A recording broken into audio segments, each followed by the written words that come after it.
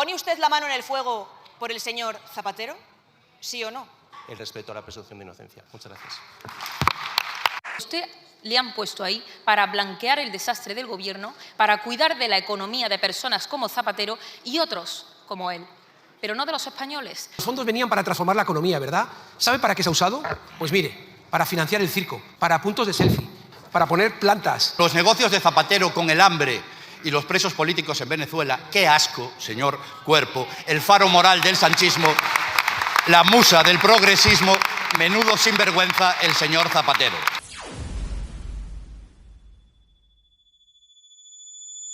Señor Cuerpo, mire, yo le quiero hacer unas preguntas muy concretas.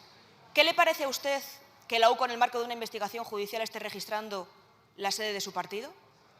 ¿Pone usted la mano en el fuego por el señor Zapatero? ¿Sí o no? ¿Qué opinión le merece esas informaciones que dicen que el señor Zapatero creó una sociedad offshore para que sus comisiones no fueran rastreadas en España? ¿Qué opinión le merece esos más de 450.000 euros que cobró el señor Zapatero por el rescate del Gobierno a Plus Ultra y que ahora dice que la culpa es de Julito, que él no sabía nada, pero no dijo nada cuando cobró el dinero? ¿Tiene usted respuesta para estas preguntas, señor vicepresidente del Gobierno de España?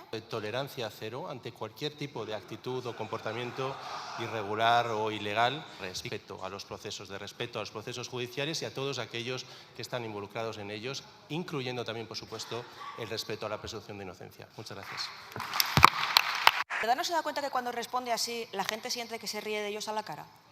Usted no responde. Porque no puede, porque usted es el vicepresidente de un Gobierno de España que es la mayor estafa de la democracia española. A ustedes se les ha caído la careta. Todo el mundo ha visto esa lucha de poder entre bandas criminales que formaban parte en el Gobierno de España, liderados por los hombres del presidente, una organización criminal liderada por Zapatero y otra organización criminal liderada por Ábalos. Sánchez puso el Gobierno de España al servicio de una banda de saqueadores. Y cuando un sistema político se convierte en un sistema de supervivencia, ustedes siempre acaban igual. Primero crean un relato moral para intentar justificar lo injustificable. Lo hemos visto con los socios. Toda esta corrupción es tragable con tal de que no gobierne el Partido Popular. Y, en segundo lugar, crean ustedes una operación y un sistema para protegerse. ¿O es que acaso, señor Cuerpo, no es eso en lo que ha acabado convirtiéndose el Gobierno de España y el sanchismo? Señor vicepresidente, su nombramiento vino acompañado del relato del técnico que iba a salvar a un ejecutivo desgastado por los escándalos. Y por eso precisamente sus decisiones son hoy más difíciles de justificar. Usted dice que España crece, pero la cuestión es para quién y a costa de qué. Porque ustedes recaudan más que nunca, pero los salarios no llegan. Usted habla de estabilidad, pero no garantizan que la gente joven pueda comprarse una casa. Y su lucha contra la corrupción se está deshaciendo a golpe de sumario. Estos son los resultados de sus políticas. Así que, ¿por qué insisten en hacer daño a los españoles?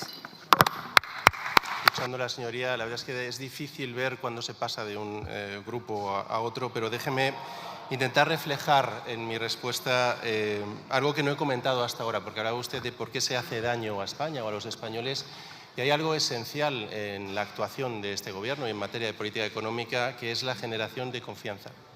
Generación de confianza por parte de los mercados y generación de confianza por parte de los inversores. Esta es la realidad del impacto de la actividad de política económica del Gobierno sobre nuestro país. Muchas gracias. La perversión de este Gobierno consiste precisamente en hacer creer que eso que usted cuenta se traduce en un verdadero bienestar social, porque eso que usted relata, ¿qué tiene que ver con la realidad de los españoles? Eso que usted cuenta le puede servir a usted para engordar la estadística, pero no para mejorar la vida de los españoles. Y ese es el problema de este Gobierno, que ustedes describen un país que los españoles no reconocen en su vida cotidiana, porque los españoles no viven en indicadores, viven en el alquiler, en la cesta de la compra, en una hipoteca o en un sueldo que se agota antes de llegar el final de mes. También en la desbordante corrupción de este Gobierno. Ustedes tienen a la UCO en la sede de Ferraz, después de que hayan utilizado el dinero de todos los españoles para rescatar a empresas que únicamente son estratégicas para el interés de unos pocos. Y es que a la disociación de ustedes entre la realidad y el relato se suma la contraposición de una clase política privilegiada, como la suya, que se permite el lujo de no responder a la UDEF cuando le están pidiendo explicaciones sobre todo esto, y el resto de españoles que sí que cumplen con sus obligaciones. Y esto no es una decisión técnica inevitable, esto es una opción política que usted avala como vicepresidente, porque usted no es un tecnócrata neutral, usted participa del manoseo institucional. Así que, ¿dónde termina el criterio técnico? ¿Dónde termina su criterio técnico como vicepresidente y dónde empieza su uso para cubrir y proteger al Gobierno. O sea, jamás se podrá decir que usted lo que hace es dirigir la economía de un país, porque a usted le han puesto ahí para blanquear el desastre del Gobierno, para cuidar de la economía de personas como Zapatero y otros como él, pero no de los españoles. Así que por eso la dimisión para este Gobierno sería una salida demasiado digna. Nosotros vamos a trabajar para echarles, y no solamente para eso, sino para que también respondan políticamente y penalmente por todo el daño que están haciendo a los españoles. Su gestión al frente del Ministerio de Economía es comparable con los fondos Next Generation. Muchas expectativas, pero fracaso en el resultado. Los fondos Next venían para transformar la economía, sí. Sin embargo, han terminado por ser el salvavidas políticos de un gobierno, el de ustedes, que va a acabar la legislatura sin presentar ningún presupuesto.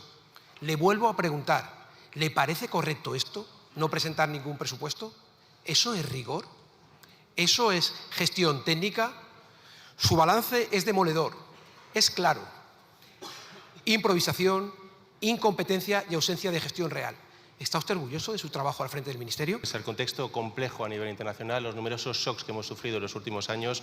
Hay que señalar que España ha salido de ellos sin cicatrices en primer lugar y además modernizándose y por tanto subiendo su crecimiento potencial, que era una de las grandes rémoras de nuestro pasado reciente. La gestión de los fondos europeos ha sido un fracaso y usted ni me contesta a ello porque no puede negarlo. Pero vayamos a los hechos. Primero, usted ha renunciado a 60.000 millones de préstamos en condiciones inmejorables que hubieran servido para ayudar a autónomos, a empresarios o para innovar en algo tan importante como la construcción de la vivienda. En segundo lugar, el peor enemigo de los fondos es usted. Y le voy a explicar. Usted es el máximo responsable del Ministerio de Economía.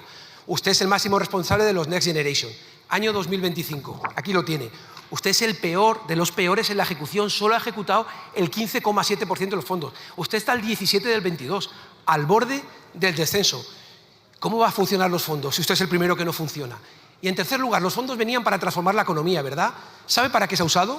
Pues mire, para financiar el circo. ¿Esto es transformar la economía? Para puntos de selfie. ¿Esto mejora las condiciones de las familias? Para poner plantas. ¿Esto realmente ayuda a los autónomos? Mire, usted no ha venido aquí a hablar o a exponer la teoría. Los españoles esperan que ustedes vengan aquí a hacer, a construir, a transformar. Algo lo que está claro que usted ha fracasado. Por eso le digo, sin presupuestos, sin transformación, sin resultados y con Ferraz, llegada a la UCO, de verdad, devuelvan la palabra a los españoles y márchense ya. Muchas gracias. ¿De qué está presumiendo? ¿De qué está presumiendo usted? ¿De la podredumbre ética y moral del señor Sánchez, de su gobierno, del PSOE? Verá, le confieso que yo no esperaba de usted un listón ético muy alto. No. Llegó usted de la mano de Nadia Calviño, salpicada por el caso Plus Ultra. Lo primero que hizo fue enchufar a su pareja como alto cargo en la Seguridad Social y presionar a una consejera del Banco de España para que renunciara a su cargo y poder colocar allí al marido de Teresa Rivera.